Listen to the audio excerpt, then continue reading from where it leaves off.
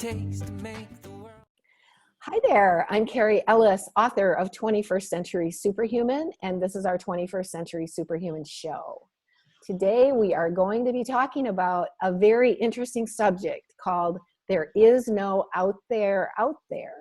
And this is part 6 of a series called 10 Critical Things You Must Know to Be a 21st Century Superhuman. So this is about the quantum world that we live in and how we're learning to relate to our existence in a new way that's really more expansive and more creative and more fun and more empowering. But we're just beginning. We're almost like babies at how to do all these things. So it's one reason we're producing this series of shows. And today I have with me a couple of wonderful global change agents who I've known over the last few years, and we're working together on very cool frontline projects, Judy Jandora and Bob Wright. Judy, why don't you go ahead and introduce yourself, and then Bob can introduce himself and just tell us a little bit about what you're doing on a day-to-day basis here in these times of great change. You got that right. Thank you, Cary. Thank you for having me. It's really nice to be here with this lovely little crew. I'm these days has my head spinning and every molecule in my body spinning, actually.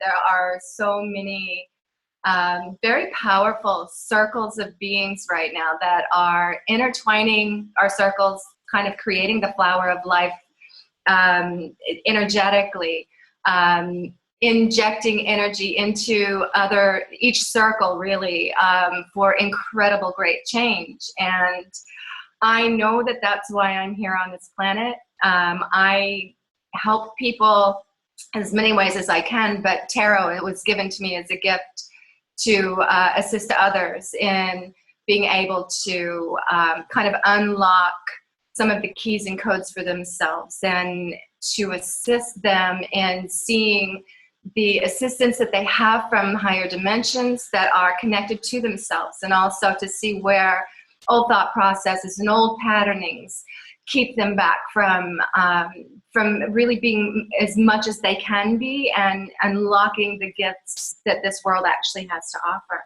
So it's a real joy and a privilege to be a part of this planet right now. I'm happy to be here. Thank you for having me. Yes, Judy, and you have great insights. I love them. I love our discussions, and it is our casual discussions that give birth to shows like this. So thank you too. Bob, tell us a little bit about yourself. Hi, Cary. Also, thank you for inviting me, and it's great to be here. I am also a truth seeker, a part of the ground crew, working for the freedom of humanity. I've been doing this. I've been one of those ones that were cursed/blessed with an awareness since I was a child. Wow. And so I've always known I was here for a purpose. And I guess, my hats change roles, from teacher to healer to just plain old ordinary Bob. But all of us are here, I believe, for this great shift that we're all experiencing right now. We are change agents, if you will. So we're here to assist. Yes. Thank you for that beautiful verbalization. And thank you so much for being here with us. So I'm going to read this little card that somebody actually posted and I found yesterday, which I love. It says, in life, there are no friends or any enemies, only teachers. And one of the things that those of us get who understand that there is no out there, is that every single thing that comes to us in this world is really a mirroring from energy within us. This is huge. If there's one teaching for us to get in this day and time on planet Earth, and we'll get into the deeper levels of this, like what about war? What about terrorism? What about raping and pillaging? Is that really coming from inside of me? And child abuse and all of these things. So we're going to kind of delve into that. We'll get to some of those deeper aspects a little bit later in the conversation.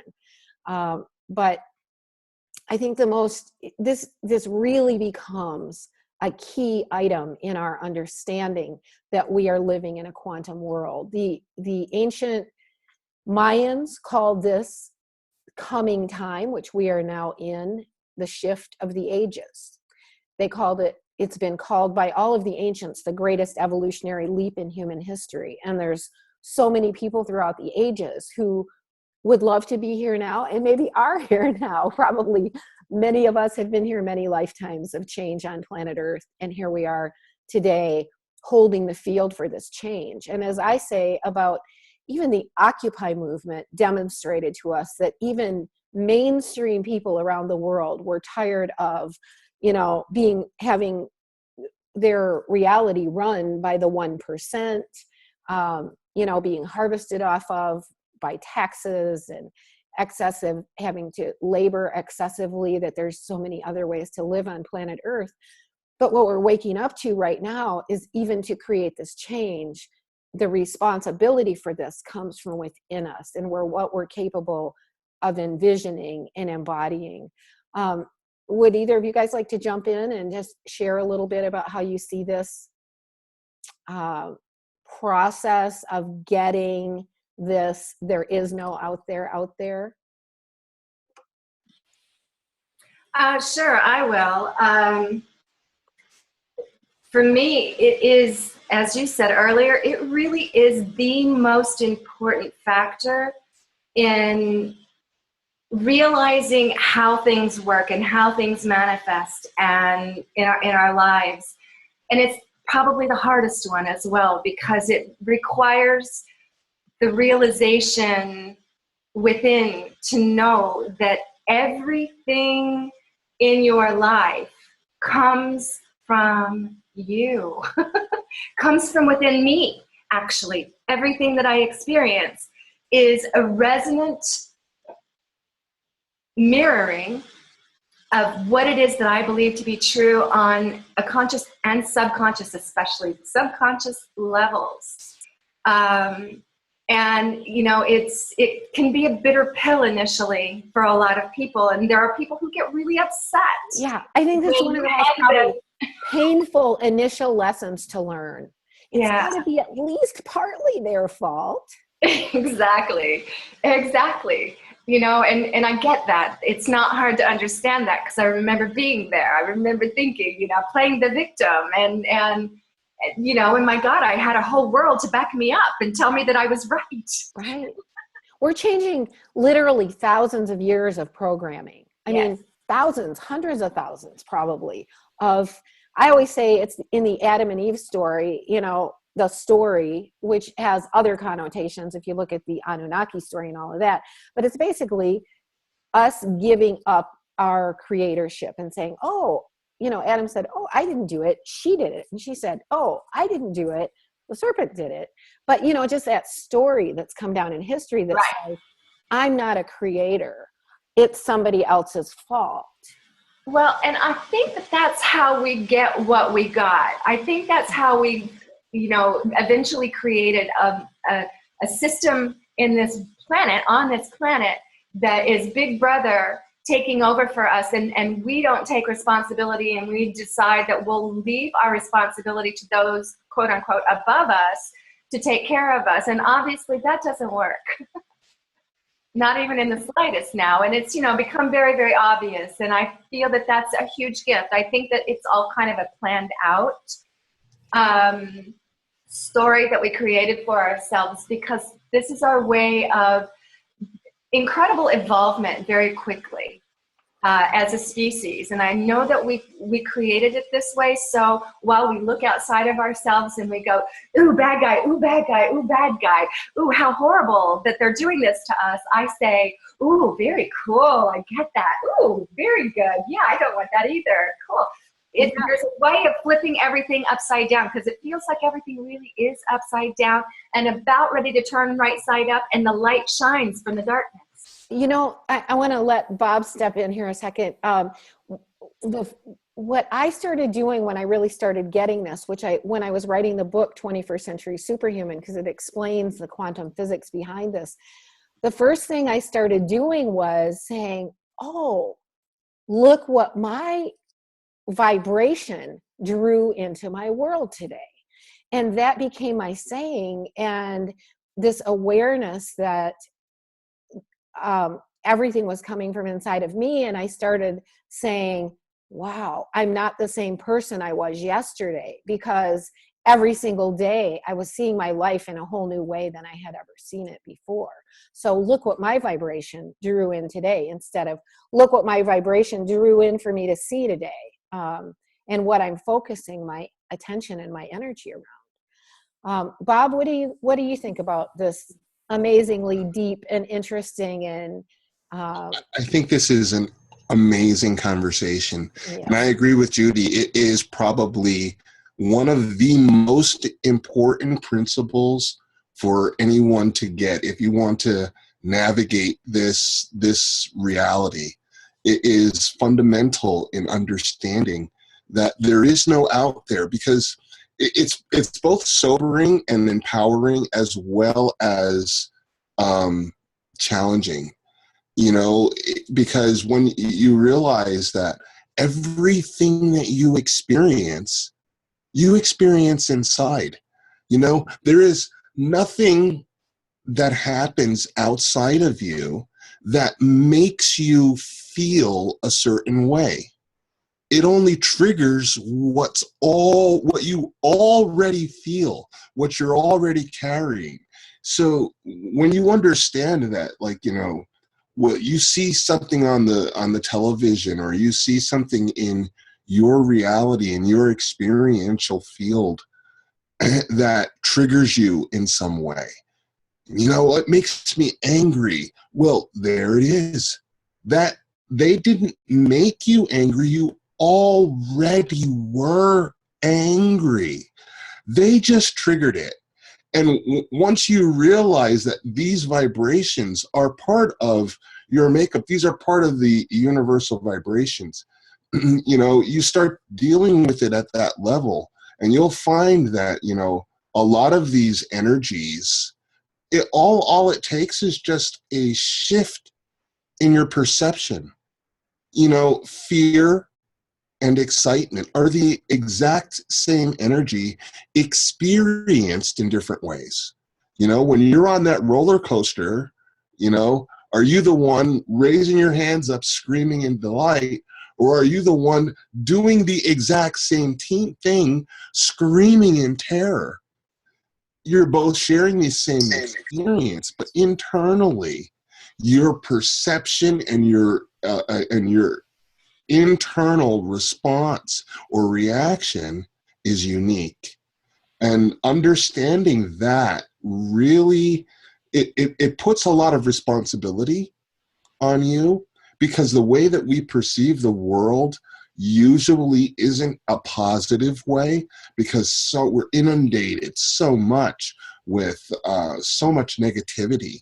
We see all of this plaster. It's not real. I mean, when you see someone planting a tree, that doesn't make the news, But if someone's blowing something up, you can guarantee it's going to be headlined.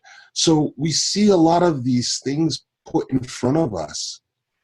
And it's really, it's sometimes difficult to say, well, or actually it's quite easy to say, I didn't cause that. Yeah, it creates almost a false normal. Yes, and we would say, the media is really designed to kind of cultivate this fear in people, to sort of perpetuate this belief that things are outside of ourselves. And I call it a walk of mastery, to begin this practice on a daily basis of recognizing that, yes, everything is coming from within me. And there's only going to be a mirroring in my world of that which I'm focused on within myself. Judy, did you have something? I want to let you go ahead, and then I'll share just some facts that Harvard studies tell us about how dominant our unconscious thought is. I was just saying that, it's like the media creates this false normal because it puts in front of people who, watch it, which I have no clue. My media is Facebook. But other than that, it creates this false normal. But even even that we have to look at. You know, it's so easy to say the media, you know, they're the bad guys. And the truth is the media is still us. It's still within us, out picturing outside. What is it there for? And I think your comment following up on that was absolute perfection. And that was, oh gosh, what did you say? I meant to say it, and then all of a sudden it just flew out of my brain. Anyway, I'll continue and let you go ahead and go through with some of the facts. Yeah, just talking about the media. I mean, one of the things I've noticed is, do I want to focus on, and it's easy to do because I'm in Facebook a lot too. It's one of the ways I share news. Go ahead. It's an offering. That's it. It's just an offering. Everything is an offering. What do we want to focus on? Do we want to focus on envisioning a new world, that people are getting fed, that people are getting served and nourished? Or do we want to focus on, you know, we've had tons of disclosure the last few years, and we've almost needed that in order to understand the depth of what we've established outside of love in this world. And yet I call it a really deep ditch. If I had known 20 years ago how deep that ditch was, I would have said, oh my gosh. And yet, once we understand that ditch, we have to also we need to come out of that disclosure and the, you know, space wars and all of these different things, you know, child pornography rings and this horrible stuff that has been created at some level outside of love. And yet, how do we begin living in love? How do we begin envisioning, you know, food is free, you know, yards to gardens, feeding the billion hungry people on the planet? How do we begin focusing on those things and putting our attention on those? Go ahead.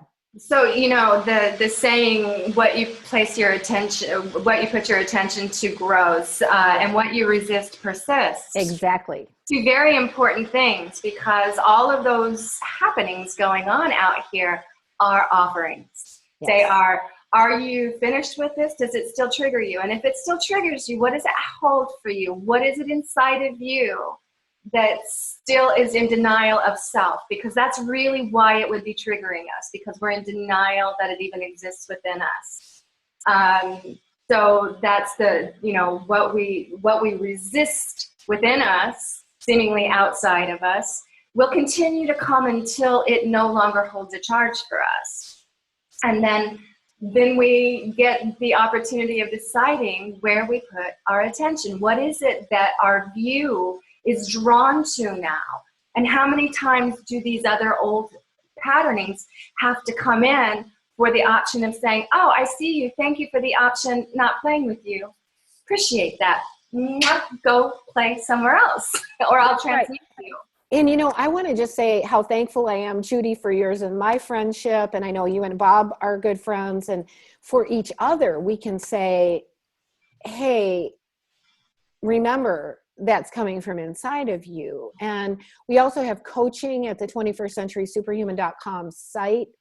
Judy, we're going to be adding you to our coaching team. If people are working through this and we need, you know, a connection with someone who can help us point out. I'm working with a friend right now who's on a natural cancer therapy. And I had to start saying to her, hey, notice what you're saying with your words. And because with our words, with our thoughts, we're creating. Bob, I see you ready to jump in here. What do you got to say, my brother? Well, one of the things that I found to be really helpful, because a lot of people have a misconception of what it means to be awake and enlightened, or to be a new human. A lot of people have the idea that that means that you're in total bliss and joy all the time, that you don't experience any of these energies that everyone else is experiencing. And that simply is not true. Shit still happens. You know, even in our lives, things happen. It's the way that you deal with it and the way that you respond to it. And there is a huge difference in responding and reacting. You know, we talk about getting triggered. A reaction is something that you do almost involuntarily, without a choice. You react. It's a reflex. There's no thought involved in a reaction. There's no contemplation. It's an immediate reflex, if you will. So we're moving out of reaction into response because we are taking responsibility for all of the things that are happening in your life. And a lot of things that are, that are happening in your life is a matter of perception. And this is so key to get. It is so key to get. The difference between the pain in your head being a tumor and a upgrade is just a shift in your perception. You know, the change of some sort of experience that you have, whatever it is in your past, from being a curse or to being a blessing, is just a shift in your perception. Because when someone triggers you and you react, right, you can be mad at that person, and quite often people do. You can hold a grudge, and you did this, and you knew you stole this from me, or whatever the case may be. Or you can thank them for triggering a perception and feeling that you were maintaining, that now you get to look at clearly and make a choice in changing. And in that way, you can bless them for it. And this is it's really easy to say, but once you start to practice it and you start to realize that your whole world really, is in your control, how you choose to look at things really is a powerful tool. I call this the walk of mastery. We move out of being reactive and we move into shifting how we perceive what is going on around us. And it's really a big deal. This is really probably the most important walk of mastery ever in human history. You can't get to, you can't get to your own bliss, that beautiful bliss that is our natural state, without walking through this. This is this is the proverbial story of the hero's journey, or in the tarot deck, the fool's journey, which is the hero's journey, truly. It's walking into the darkness, facing yourself, facing all of the belief systems and kind of ferreting out all of the bits and pieces in the subconscious that tell you that come in through lifetimes many times, and all the little bits and pieces of happenings all around you from the time that you were born that are just there. And those are the things that I think get triggered, that we react to, because it's just what we think is the only way to be, because it's what we've always known. And the mastery comes in recognizing it as that energy comes up within our body, holding that space, looking at it, feeling it, deciding to overwrite that and shine love and light onto it, to actually decide what it's going to be, because we do decide what it's going to be ultimately. Beautiful. Well said, Judy. I love it. Excellent. Really well said.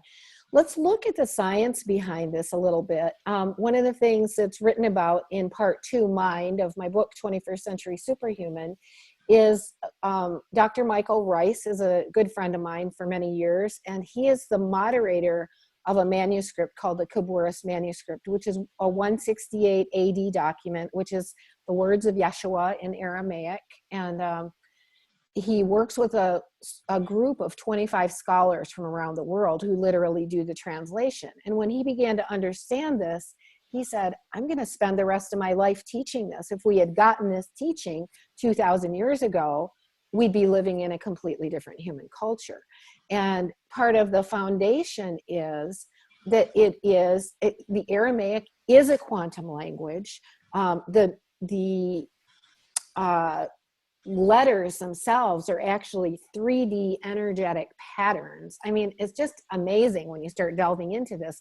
But what was mistranslated by the Greeks was the forgiveness process, which they basically said they were a power over culture, and they said, well, I'll let you off the hook. I won't chop off your head if you say you're sorry.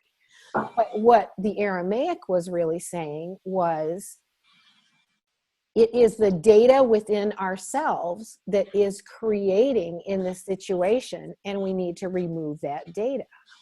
Well, modern research, Harvard studies back that up, because they say 95% of our data is unconscious. And in the Aramaic, it said, out of the heart come the issues or situations of life. Heart, in that sense, meant unconscious. They didn't even have an understanding of unconscious back then.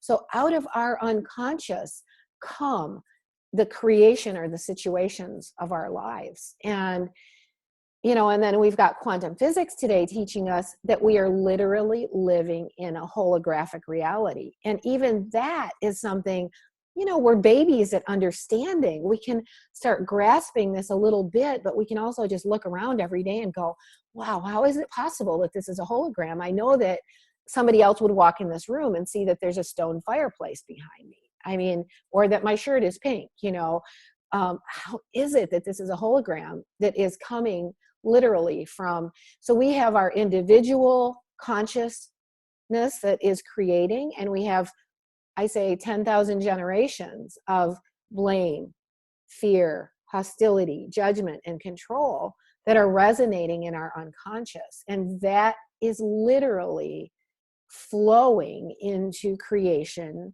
in the world around us. And it is bringing events, circumstances, and people who are going to mirror that same frequency. But when we breathe and smile, and we begin shifting ourselves back into love and canceling, releasing, and letting go anything that is not of love, we literally begin changing the existence that we're surrounding ourselves with.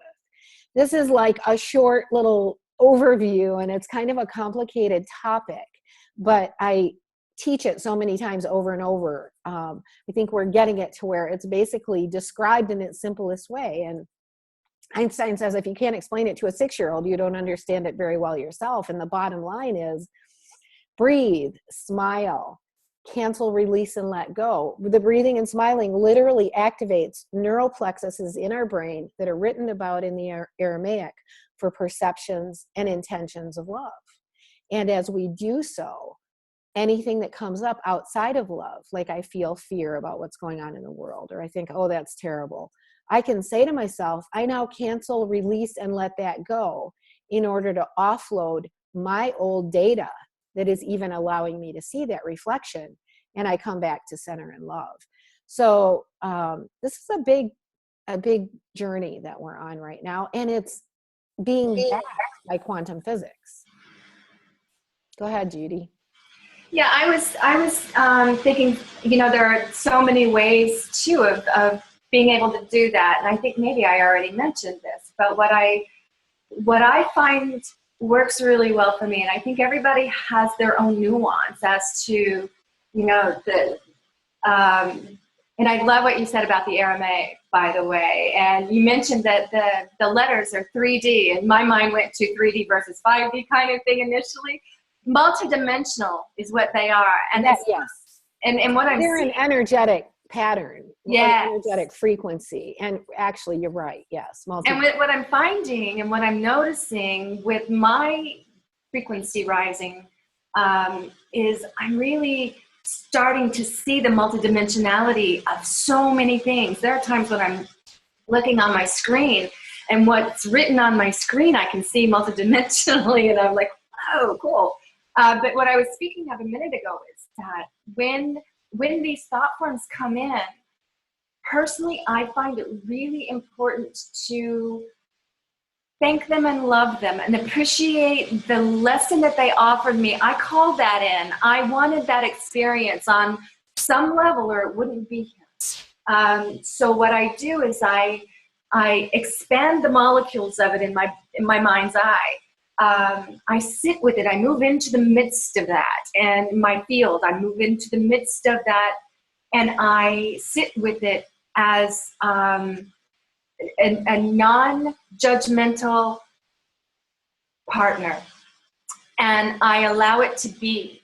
And I love it and I thank it and I honor everything that I learned, and I know that there are jewels in it, whether I see the jewels in the moment or not.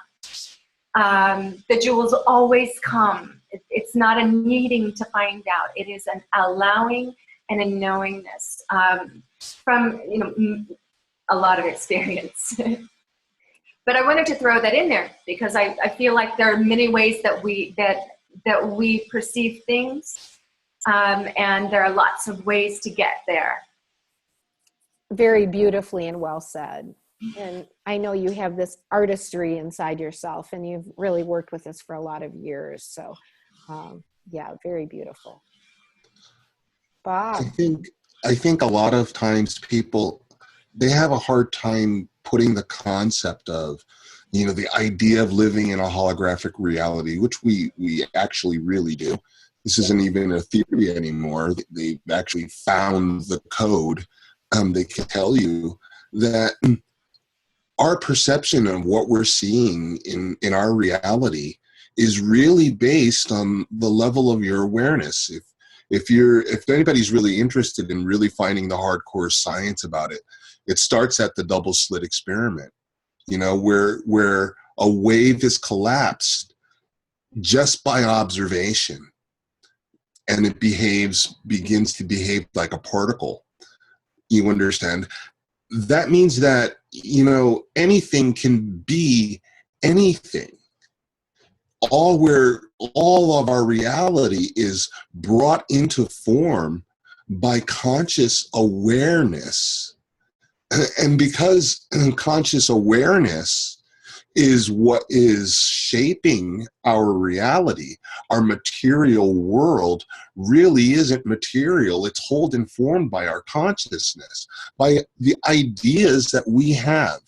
We have the idea that we need to suffer, or we have certain ideas that we hold within our. It's almost like unconscious until you make it conscious. The idea that, no pain, no gain. That's an idea. It's a concept, right? But does it have to be that way? When you start questioning your beliefs of what is really real, and I started to realize when I was younger, there was a whole different world that I experienced as a child, as apart from most adults. I was in a magical world, and adults remember the magic of childhood, but very rarely ever get a chance to tap into it and actually experience it again. I remember being able to talk to not just animate animals and creatures, but I talked to my teddy bear, and and they had essences, they had consciousness. We gave them life. Our perception of reality was not tainted by a lot of belief, and therefore we talk to dead relatives and imaginary friends and entities, interdimensional entities. And a lot of people don't remember this in their childhood. If you ask most people, can you remember past the age of 4? Most people get vague instances, but that whole period of time is gone, and so it's really, to recapture a lot of this, is to really focus on what we believe about reality and about ourselves. And by changing those beliefs, you literally change everything, everything. And when I say that, because you are a fractal of the entire universe, and any change you make, you know, people talk about, well, manipulate. You cannot scratch your nose without changing the entire universe. So the whole idea of manipulation and influence and all of this is just an idea. There's nothing that you can do. You can't beat your heart without changing everything. So you're always influencing, and everything is always influencing you. So the more we get comfortable with that idea, you know, the more we get comfortable with a lot of the things that we are criticizing, complaining about, you know, fighting against, warring against, the more we become comfortable with those things, the easier it gets. The lighter your reality becomes, the easier it flows. That multidimensionality that we have as a child is really our remembrance of our creatorship, that we are here as creators. We are here as fractals of source, as you call it. Fractals are replicable patterns. And yeah, and going back to the double slit experiment, just to toss out the thought that the double slit experiment is about that everything is a potentiality until attention is placed upon it. I love to quote John Hagelin, who says, who's a quantum physicist who was in The Secret and What the Bleep, and he's basically the head of he's run for president on the Natural Law Society several times, and he's also the head of the TM organization at this point. But he says, the field, the source field that we live in, the field of creation, is like effervescent ginger ale. It's just waiting for our attention upon it, for creation to come into being.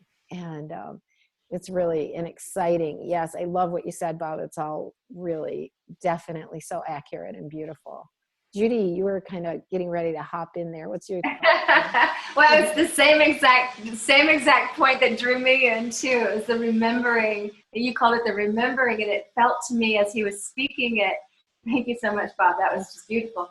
As you were speaking about how as children, you know, we're so, I remember I was a little gymnast. By the time I was 5 years old, I was doing like 12 back handsprings in a row. I could make my body do all kinds of crazy, wild, bizarre things that nobody around me was doing, not many anyway, and certainly not my age. And I have no idea where that came from. Nobody taught me. I just always knew it. That creationist kind of feeling. But what I was thinking about and what I thought about when you spoke that was, it was like we still understood how to be in the dream, to dream our way into our reality. And as we kind of grow up, we start forgetting the bits and pieces of our dream. You know what I mean? It's like we start forgetting. It's like waking up in the morning and having this amazing dream and thinking, oh, I'll remember that, even though I know I never did any of the other ones. I'll remember that, you know, and you don't. But actually, Bob, you kind of do, because you've got something going on with you that you actually remember. Even your nighttime travels into the Galactic Federation ships. I love that. Bits and pieces anyway. So it was just really about the dream part of all of this, because, you know, we're dreaming reality. It's inside, not outside sort of thing. Yeah, so, maybe we'll have to get together and interview Bob on some of his amazing stories sometime. Yeah, I think that's cool. On the fringes of those. Thank you. So, yeah, beautiful and well said, both of you. And what I'd like to bring up, because this conversation could certainly go on for hours, because it is a deep, you know, something we're gaining an understanding of. But one of the pieces that I like this to bring up is are we willing to stand in the fire of our own creation and see it as that in every relationship, in every interaction? It can be in friendships, it can be in co-worker relationships, it can be in the news and what's going on the planet. But I think one of the things that as we become more conscious, we get to the point where we're willing, I'm just getting total chills as I'm saying this. I'm always getting chills. It's kind of my confirmation from the universe. But are we willing to stand in the fire with each other and hold the field and tell the truth, speak our truth? I think one of the conversations I ended up in a lot with friends is they're conforming to someone else's expectations to be in a relationship, or still conforming to sort of what parents or society expected instead of listening to their own hearts, and then looking at that outer world as having some kind of control over them. And not to say, I mean, I did this too at one point. I think in a lot of ways, I've grown at least to the level where I can see it when it's going on. But I think one of the things we're developing is, can we stand in that fire of our own truth with each other, which is, it's more than telling the truth, is listening to our own heart. It is also seeing that if someone is mirroring something to us, like they're making us feel stifled, or they're making us feel like we can't do what we really want to do, that is in fact coming from inside of us. It isn't really coming, that other person just happens to be in frequency with us as a collective and is able to I mean, the greatest magnetics in relationships, whether friendships or co-working or personal, the greatest magnetic comes because we literally have matching bags of garbage. We have matching old data that matches in frequency, that we are helping each other to raise to the surface. And the greatest gift we can bring is to be able to stand together in love and hold that presence, so that we can look inside, see it's coming from us, and clear it, breathe, smile, center in love, and without blame, or without saying, oh, it's all about you, or, how do we do this kindly and gently for and with each other and with ourselves? How do we love ourselves and stand in this fire of realizing what we think is hurting us from the outside, or stifling us, or directing us, is really coming from inside of us. And as conscious co-creators, conscious friends, conscious co-workers, we can literally hold that field for and with each other. What you're talking about is a really, really deep subject. You're talking about being your authentic self. Authenticity is one of the biggest challenges that anyone will ever experience, because being authentic and being really true to yourself, that's what everyone's really looking for. A space where they can be themselves without judgment, without rejection, without being misperceived or misconstrued, to be allowed to express yourself fully without any of those things is really hard to do. You talked about standing in the fire. That fire is our own perception. And I'll tell you what has to happen in order for someone to really, truly be authentic.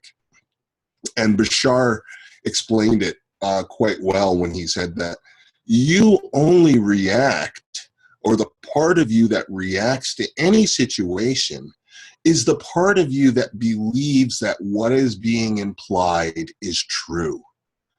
In other words, if I were to say to you that I don't like the color blue, as you're obviously wearing a rose-colored sweater there, right? And I said, I don't like that blouse because I can't stand blue. And you obviously can see that it's not blue. You would think I was crazy. You wouldn't react to that. But if that blouse was blue and you had dyed it that color, then you might think, well, you might get a little up, but it's the part of you that knows or identifies whatever it is that's being said as being true that is what's reacting. So when we are fearful of the judgments of others, it's really our own judgment that is being manifest that we're afraid of. So the more that we love, forgive, and release ourselves, especially the parts of ourselves that everyone else is telling you is dark, dirty, or whatever needs to be hidden. You know, why do we keep secrets? Why do we have skeletons in our closet? And it's always because we're afraid that if we bring this out, if people knew this about me, I would not be accepted. I will not be loved. But if you love that part of you, if you can release all of the negative perception that you have of those things, release all of the false ideas and beliefs that you have about your true essence, about who you are, right? Then when anyone says, well, you're a nutcase and you're a blah, blah, blah, you would not identify with that because you would know it wasn't true. And only that way can you really be authentic. You must completely love and accept yourself. Right. So self-love is one of the big tools. Self-love and self-acceptance is one of the big tools for shattering or releasing our false fear-based beliefs, fear-based or whatever, distorted beliefs, anything outside of love. And it's the tool for becoming transparent, for becoming our light God self. and then to hold that field for each other also. And the word that I kept coming up with when you were speaking, oh God, and that was just beautiful from both of you. Thank you so much. This is just such a delicious conversation. Was vulnerability. This allowing oneself to bare your heart, to bare your guts, to bare all of those parts inside of you that you still hold as being dirty or whatever, open to other fractals of yourself. I love being that for people. That's a place that I hold. I know that I do for some people anyway, and I honor that place, and I honor those who hold that for me as well. Because, you know, we still hold these bits and pieces and layers of self-doubt as part of the human experience, the human evolving experience. And sometimes I think some of us who are here hold them just to stay grounded. So that we can, that would make no sense though, because there are no others to evolve other than all of the fractals of self. So that's interesting. Never thought of that before. But a lot of people do that. They will maintain a certain belief or structure because they're afraid that if they were to let it go, they will not be able to be relatable to the people that they care for and that they love. Yes. And I'm not saying that that's a bad decision or wrong decision, but one, understand that you're making that decision based on that idea. Now it's a choice. And once it becomes a conscious choice, it's a completely different experience than if you're doing it unconsciously. You know what to expect. You understand what you're getting into, and you understand your purpose for being there as a choice. And these are, this is true. The more authentic you become, probably the less friends you will have. Or at least initially. Initially, because I find that I have way more friends now, and my friendships are just delicious. Yeah. I'm seeing a circle as you're talking, Bob, because it's like we listen to our hearts, we become more authentic.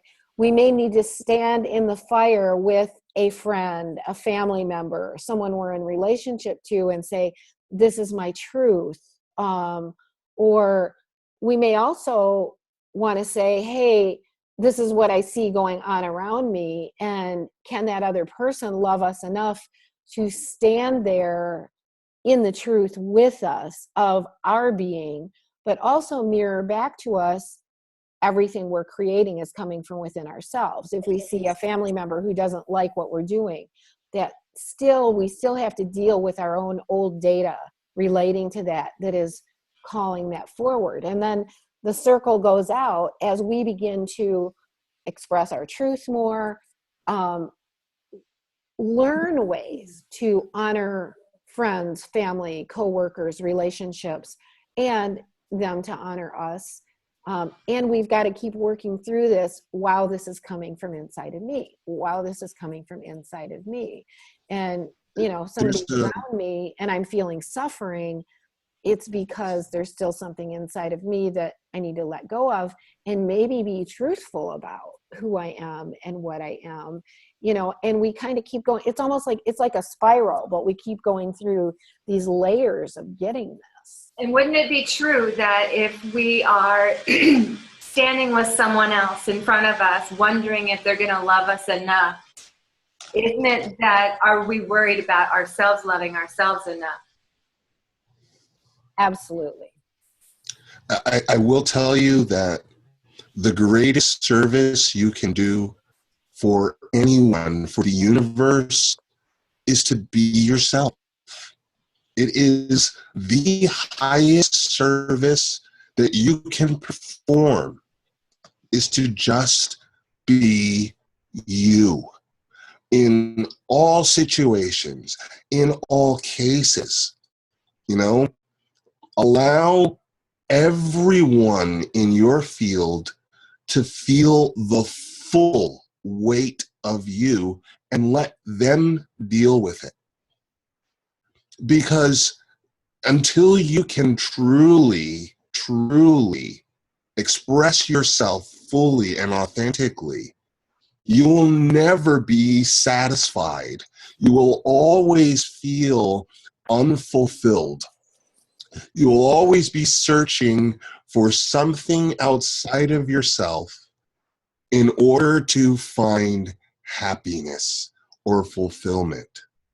And this is happiness is self-fulfilled. We really are, an expression of source. I always say, if I don't do what I came here to do and be, then who's going to do it? I'm a certain pattern, a fractal, an expression. And a lot of times we don't become our true self because we think, oh, another person isn't going to love us because we are that way. And then again, that as you guys were both saying, that comes back to this awareness. It's about self-love, not is this other person going to love me or reject me, but am I going to love or reject myself? And so again, it's this learning spiral that we're just, once we awaken to this, Constantly refining. yeah. It's beautiful. It's incredible that we're at this place. It is. Where we can have a conversation like this, with our hearts wide open, holding space for each other, holding space for the collective. That is us, out pictured. And really refining this into creating our world of love and creating such incredible, delightful beings in our lives that we can sit in space like this in communion Yes. with each other, knowing that this information will go out to the other fractals of self. Yes. Touching, effervescent. I loved what you said earlier about it feeling like our field feeling like, what was it, effervescent soda. Effervescent ginger ale. Effervescent, because I feel that field, the effervescence of my field, sometimes now more than I feel my body. I feel the field and the effervescence. Yes, me also. And I think I'm that's... sure you've been accused of being bubbly more than once, Judy. a few times. Yeah. But So, go ahead. no, it's okay. I was just going to say, yes, and I remember feeling guilty for that, because it didn't suit some people. And thinking, oh, maybe I'm too much, maybe I'm too this, maybe I'm too that. And the funny thing is that the too much was my own needing to be seen and felt in my selfness, and knowing that it wasn't being accepted. It felt like I needed, it was like that resistance thing. It was like even more so now. And the more I become in love with my beingness, the beingness that is, just simply is, that is me, the less out there I need to be with it. It just is. I love being me in this reality. And I love seeing me with you and everybody else. It's just becoming more and more a joy. Yes, absolutely. And I think it's the biggest, it is really the biggest teaching that we have right now, is to express and be the truth of who we are, to act and behave and speak and play and work from our hearts, rather than from all these other imagined pressures, which really are coming from inside of us. This is such a good point. I'd almost like to end right now, but I'd like to touch just for a little bit on the subject of what about things like terrorism, war, raping, pillaging, how is it that we get that those things are coming from inside of us? Because I think that's the biggest question I get from people when you bring this subject up. Well, most of it's true, but not about these things. When we take parts of ourselves and curse them, deny them, throw them out and say, that's not me, you create an external force resonant with all of that crap that what you're calling crap, right? And these are just false perceptions and ideas. You create that externally, and now you've got your archons, you've got your Illuminati, you've got your control manipulators and victimizers and predators and all of these things.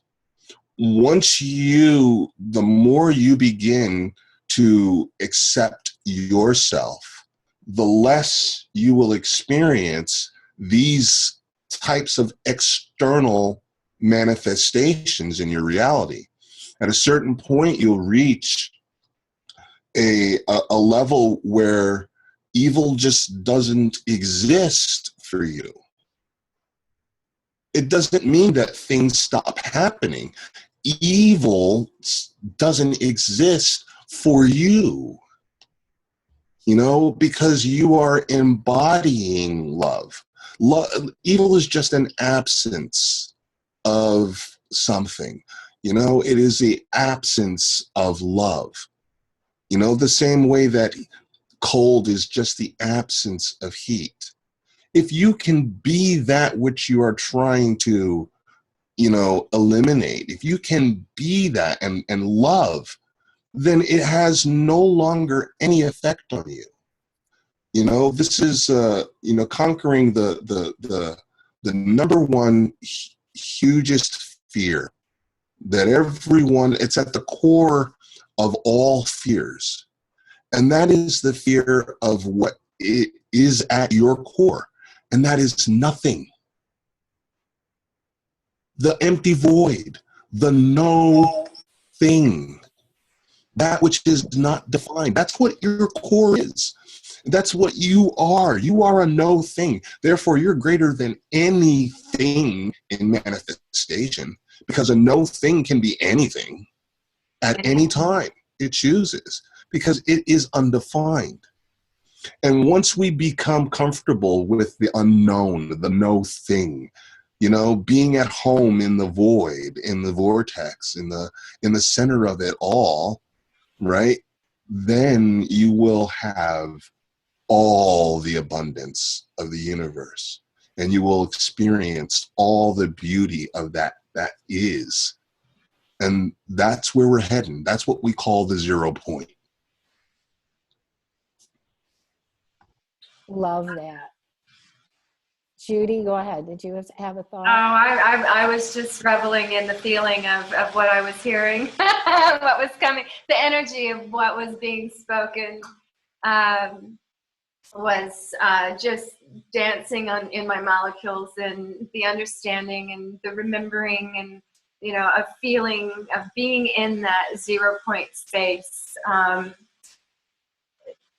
You know, and getting there as often as I can, and even in my daily moving around, finding that 0 point space that holds what used to be the space of stress, the space of must do, that gut wrenching, tight feeling.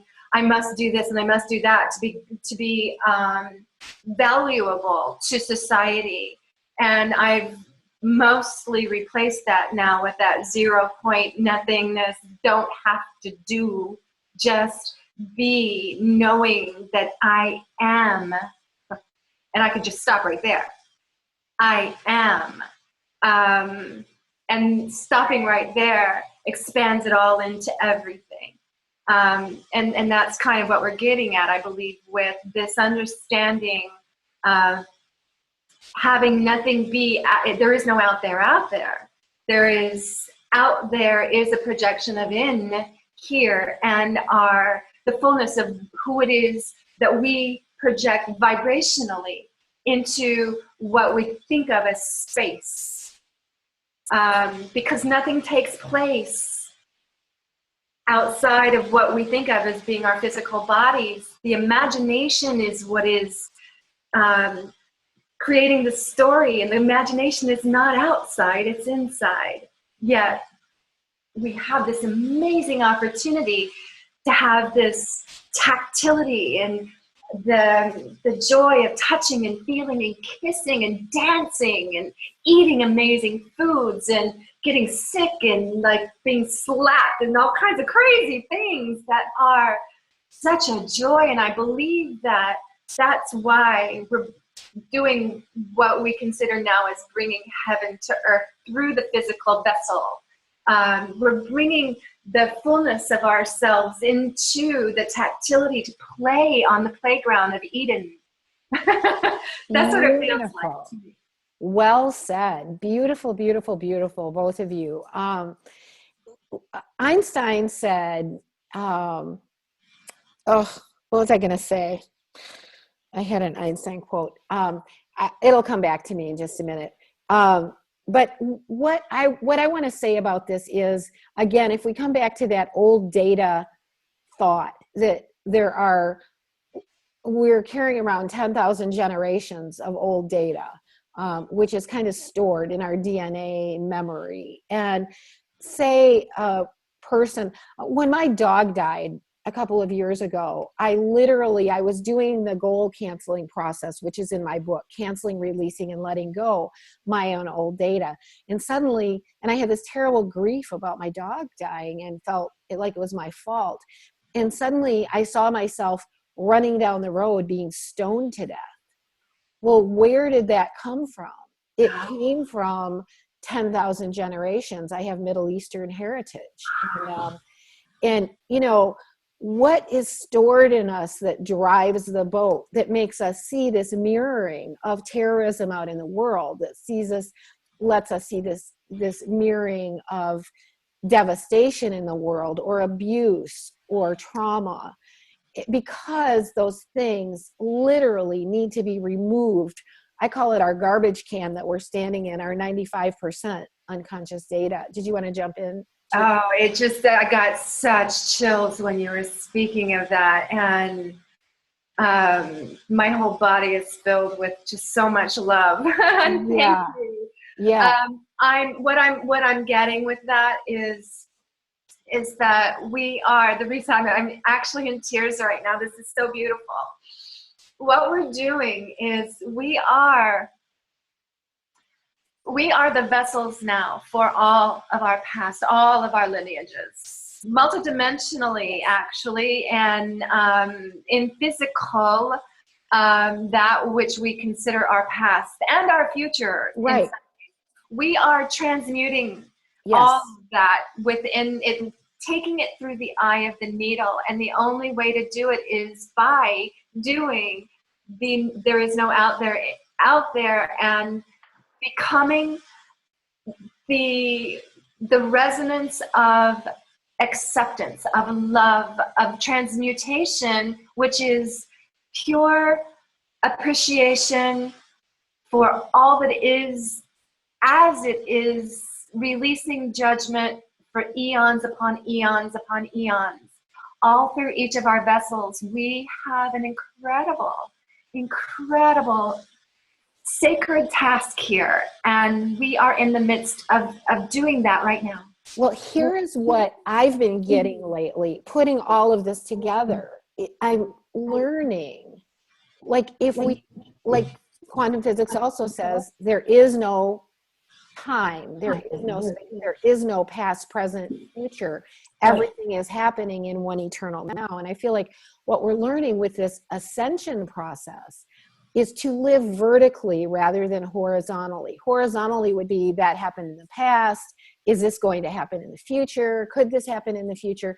But instead, when we begin living horizontal or vertically, multidimensionally, we begin dropping these old thought forms. We begin dropping this old data. We're just like a computer system. Get rid of that old unconscious data of blame, fear, judgment, hostility, and control. Breathe and smile, enter into love, and then we quit focusing on all the terrible. We begin moving out of that having to be our focus, because we're not carrying grief and rage around inside ourselves. We're learning how to let go of them. And then we begin, as Michael Love says, the fourth dimension is where we are working on clearing all of our stuff. And as we clear it, we get to have it mirrored to us, reflected. And then we begin moving up into the fifth dimension, because we're vibrating at a higher level. We're centered in love more of the time. And as we begin releasing this old data in ourselves, it makes us want to see war, devastation, struggling between political parties, our own self-doubt, our own blockage of being the truth of who we are in our hearts. We begin canceling, releasing, and letting go all those things, because we know they initiate from within our little biocomputer, or our big biocomputer. We breathe and smile. We enter into this state of love, and we begin moving into a horizontal experience, a vertical experience, where we're actually expanding the dimensionality that we're living in. It's like the Taurus, so cleaning it every time it comes up. We're being inundated, if we allow, with the light of the cosmos, and also the love of the planet, the mother that is the consciousness of this gorgeous, gorgeous planet, coming up through us as well in this double Taurus field that is circulating each other, and it's just so beautiful. You, one of the things you mentioned, where does all of these ideas come from? The idea of war and terrorism and all of this. I think there's a lot of stories. You can go back to Atlanta, Moria, and Maldak, and all these different, the Orion Wars and blah, blah, blah. But it all goes back to, I believe, what I call first light. And if you've ever heard the story of first light, it might help you put everything into perspective. Now, if you can imagine all the energies of the universe, and to simplify it, we'll say there are 12 of them, okay? All the energies of the universe, each of these 12 bubbles, right, contain all of the energies of the universe, but one being predominant, representative of itself, okay? Now, these energies exist in complete darkness. They can't see anything or perceive anything outside of themselves. They can't even touch each other because the laws of physics don't allow it. So each of these bubbles of consciousness energy has very little thoughts. The only thoughts that they contain are, number one, I am alone.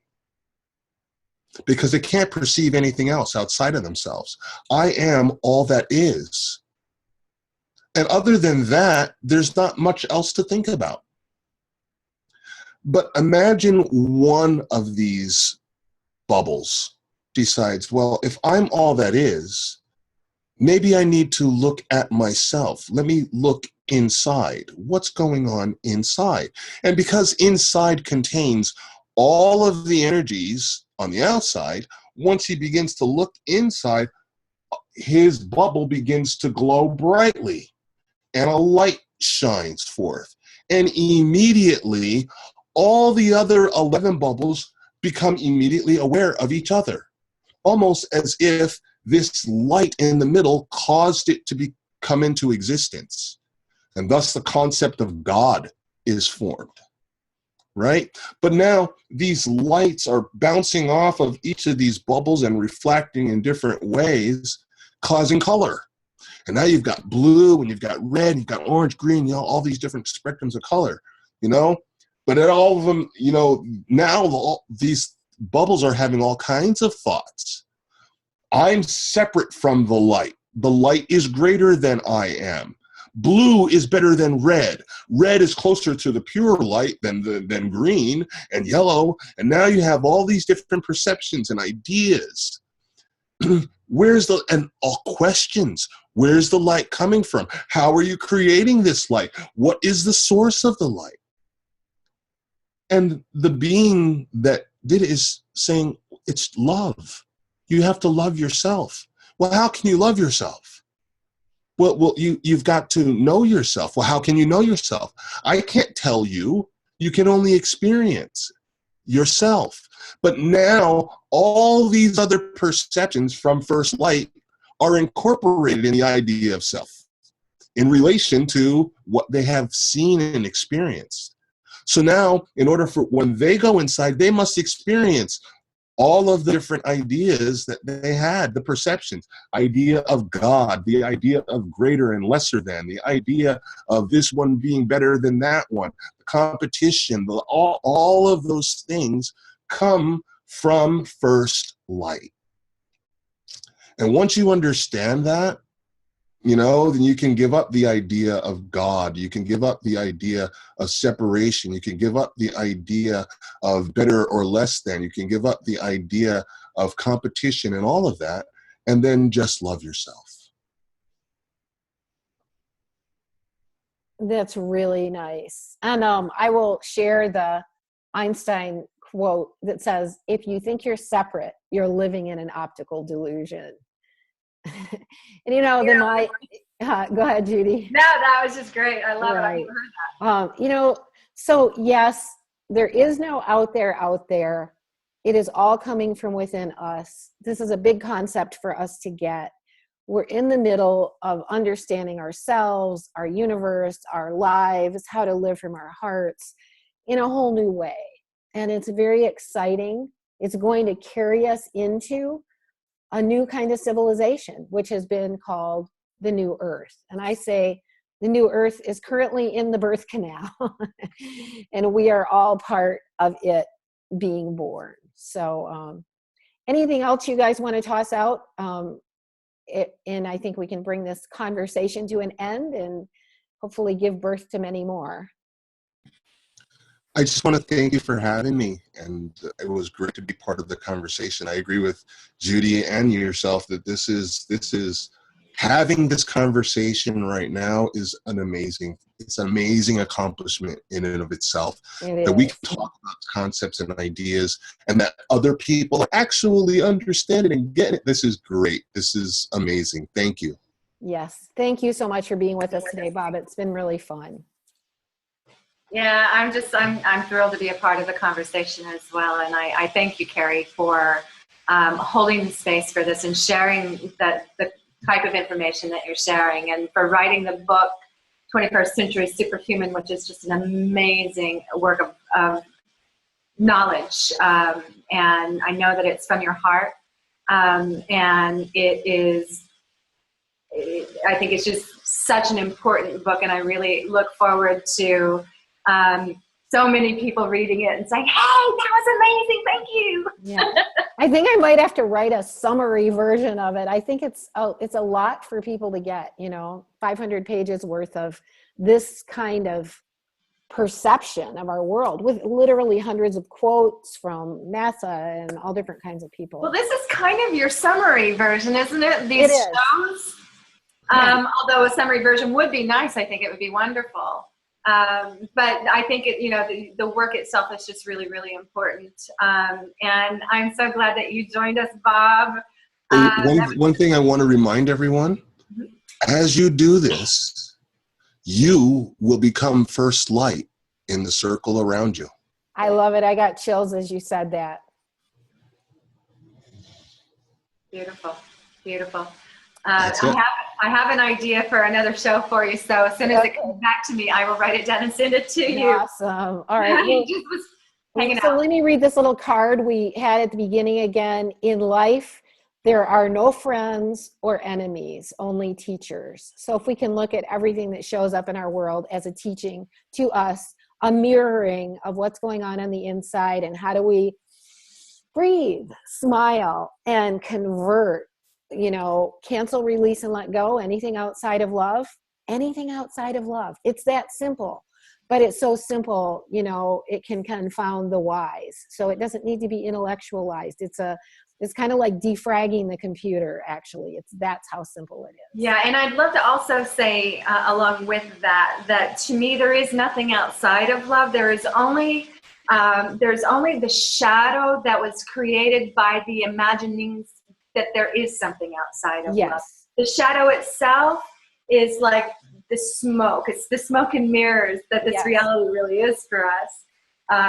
And it's part of the duality experiment, where we had to move away in order to come back and remember. And when I think of, things like our stories of, the archons and wars forever and all different kinds of things, what depth of, that's the show. Expression does somebody have in their genetic remembering that needs to be unwound? And we're like this nexus point where we're literally, as we can bring all these things into love, we can notice them, be present with them, clear them, cancel, release, and let go, and enter into love. We're literally changing the past and the future. Absolutely. Indeed. Great show. All right. Thanks to MBTV for airing our 21st Century Superhuman shows. There will be more information on how to get a hold of all of us under this video. Much love to all. Breathe, smile, live the love that you are. Many blessings to all. Adios. See you soon. Ciao.